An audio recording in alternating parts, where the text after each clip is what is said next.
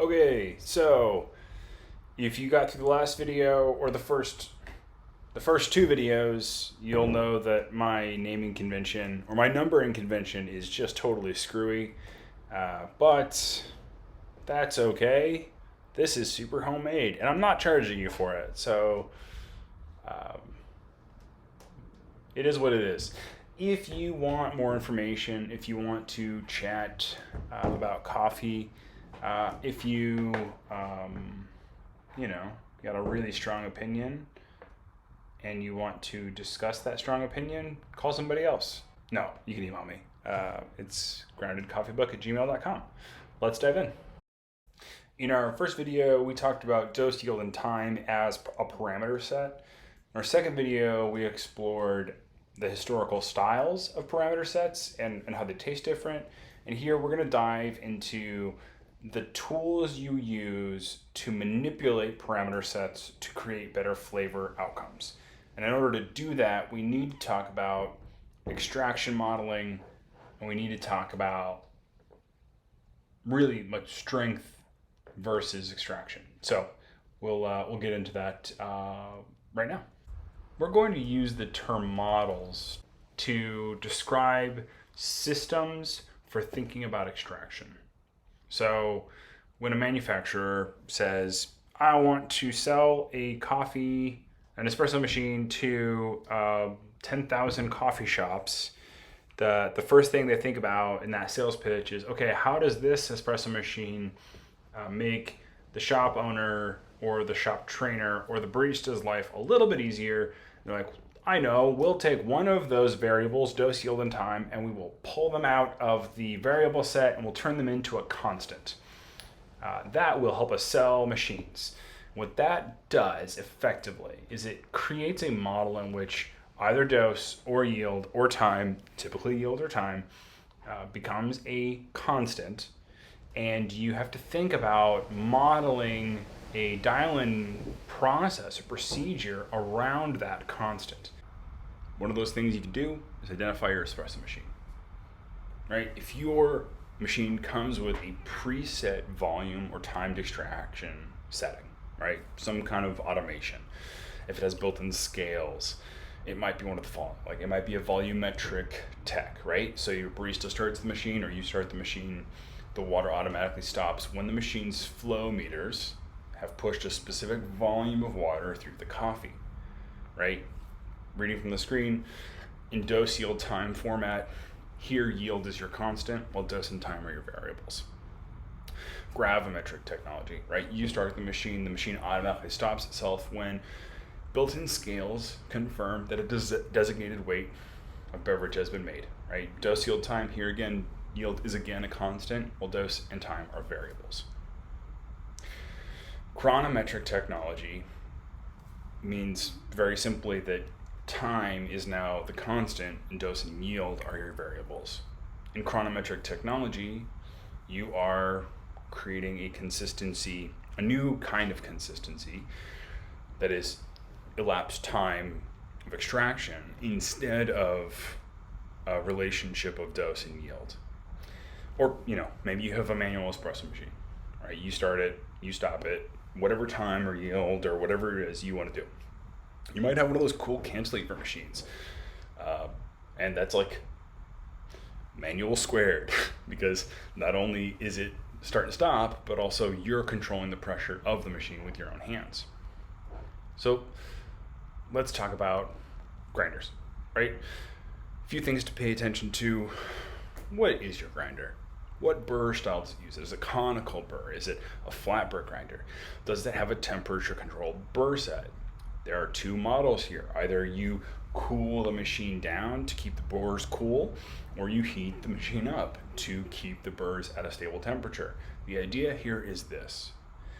Burrs, when grinding, create friction. And where there is friction, there is heat. And heat causes expansion and contraction of metal.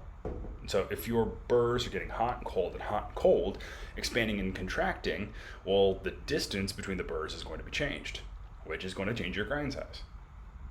All right, you need to pay attention to things like how often your burrs need to be cleaned and re-zeroed. Re-zero means It's like tearing, like it's identifying a 0 point distance between those burrs to make a perfectly fine. And then finally, is your coffee used for blends, for single varieties? Are you using multiple coffees? Are you changing them daily, monthly, weekly, seasonally? What's the difference here? Is it like just for you in your kitchen, or are you making coffee for people? Okay, so flat burr grinders. On a flat burr grinders, you have two burrs, right? You have a fixed burr and a floating burr. Your fixed burr stays exactly where it is. It never moves, or at least it should never move. Your floating burr is controlled with a set of springs and will be able to be pushed and pulled toward or away from your grinder, from the other burr. Whenever you're fining your coffee or your burr, your grind setting, remember, right? There's coffee between the burrs, typically, almost universally, unless you're on a monolith or a monolith adjacent machine. If it has a hopper and you have coffee in the hopper, there's almost definitely some coffee between those burrs. So when you make your grind size adjustments, you want to make sure that you are timing them for when the machine wants them. So if on a flat burr grinder, that's when the motor is at rest. So a conical burr grinder, again, you have two pieces here. You have a cup and you have a cone. In a cup and cone model, when the burrs are pressed together or fined, right, it's more difficult for coffee to pass through the burrs, particle sizes decrease in size. Opposite is true. When you pull them apart, it's easier for coffee to pass through and the particles increase in size. The thing to pay attention to here, a conical burr grinder, very, very opposite of a flat burr grinder. You want to make your grind size changes while the motor is running, because you definitely want them spinning when you make those adjustments. I'm realizing right now that I haven't explained the why behind either of these for flat burr or conical burr, and so that's gonna be another video for another day. Okay, so reviewing really fast. We talked about strength, and we talked about strength in terms of a relationship of ingredients. It is one part of the conversation around body or viscosity of your coffee. Generally speaking, if you're using a 1-to-1 ratio, you'll have a more viscous shot. If you're using a 2.5-to-1 ratio, you're going to have a more watery shot, generally speaking. That is not always true, it's mostly true. I want to draw nuance though here. Getting away from the idea of relationship of ingredients, I want to talk about the effectiveness of pulling flavor from one of those two ingredients, which is your coffee. So strength is how strong is this coffee, or what is the relationship of ingredients? Extraction is how much of this coffee did I extract? Let's dig in. You can order espresso any number of ways and in no way, shape, or form communicate what you actually mean to the barista, right? One of the most common requests you get as a barista is, I want a strong coffee, I want a strong espresso, I want a double espresso, I want a doppio espresso. Everyone has a different definition of strength in coffee. So I think it's worth saying, like, when you're talking about strength, what you're actually referring to is the concentration of water-soluble coffee in a beverage. Now, if you can control that with your ratio, you're off to a great start, right? If you're producing a shot that's a 1-to-1 ratio of yield to dose, it should taste, quote unquote, stronger, I'm using big air quotes on that, than a coffee that's a 2-to-1 ratio of yield to dose. But the reality is that that's challenging, and it only answers part of the question. The other half of that question is extraction, right? How does the coffee taste? What is the quality of the extraction?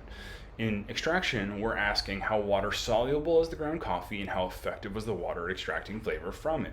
So when we talk about extraction from here on out, we're referring to the effectiveness or efficiency of pulling flavor from coffee. You can talk about extraction in terms of a percentage, right? This refers to the amount of water soluble material moved from ground coffee to the beverage. So just to review, strength. We're talking about viscosity, and that viscosity tends to be informed most obviously by ratio. Extraction refers to the quality of flavors within that cup, and it tends to refer to how much of the coffee did I extract. Okay, this part, try to keep myself out of trouble here. Most people who interact with coffee, so homebrewers, roasters, baristas, barista trainers, the vast majority do not actually measure the strength of their coffee. And they certainly are not measuring their extraction percentage. And that's okay. I actually don't think that it's all that productive for most people. There are some, 99.9% notwithstanding, there are some, that 0.001%, that like can do something with that. And for those people out there, if you're watching this video, pat yourself on the back, you're killing it. But for most people, you don't need to shoot a laser through your coffee to figure out how efficient it was. You need to taste your coffee and say, thumbs up, thumbs down, did I like it? Does it pair well with this delicious slice of pie that I'm having after dinner with my friends? Or did it, taste serviceable in a cappuccino? It's not perfect, but it'll get the job done for most people.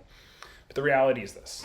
If you really want to find out the efficiency or effectiveness of your extraction, you can shoot a laser through it with a refractometer, and you can find out exactly how non-water, or how much non-water, how much matter, how much material, it's not H2O, is in this cup, and you can work the math backwards to identify the efficiency of your extraction or your extraction percentage. Most people do not need a refractometer. What they need is good, solid training, muscle memory, and clean machines and well-roasted coffee in order to produce a good espresso extraction. Most people need boundaries, formulas, basics. So when you're pulling shots of espresso, yes, you want to pay attention to dose, yield, and time, but I would encourage you to also pay attention to basket size, right? How big is the intended basket? Am I dosing within 1 gram of that basket size? Ratio range. What is a ratio range that I like?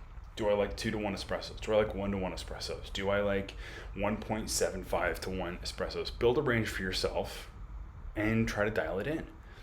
That yield range, right, is your dose range times your ratio.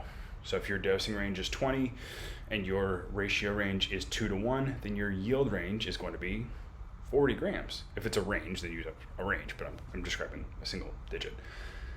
Your elapsed time range answers the question on flow rate, right? What is the total recipe time that I need for this or these ingredients to taste good? And then, once you're dialed in, you're asking flavor questions, right? What is the flavor like? What is the acidity like? What is the body like? Where is it bitter? Where is it sweet? Is it balanced? Do I like it? And we'll take a deeper dive on flavor profiling in another module. Once again,